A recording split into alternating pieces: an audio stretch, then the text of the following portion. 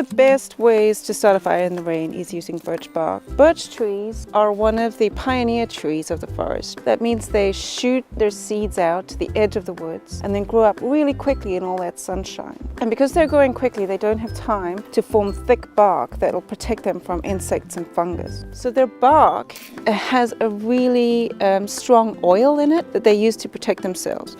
And that oil just happens to be very flammable. If you peel just a little bit of birch bark off a tree, this will be great to light your fire. Don't peel too much off the tree because then obviously you're exposing the tree to the possibility of injury or insects or fungus. If you pick up bark from a rotting tree on the ground, it may not have as much oil as a live tree would.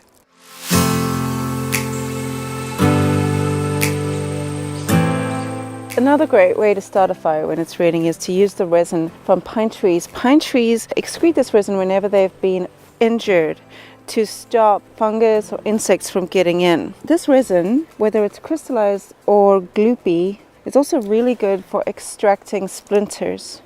If you've got a splinter or a small wound, just put the resin right onto it and it'll draw out the splinter.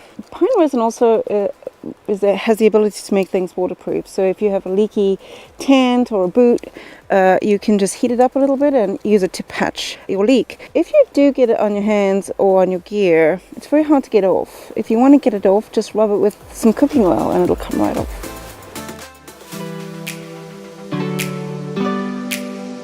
Pine resin is very flammable and a great way to start a fire. It's manufactured in the center of the tree, here in the meatwood. So if you find a pine tree that's fallen down, this central meatwood is steeped in that resin and makes a really great fire starter.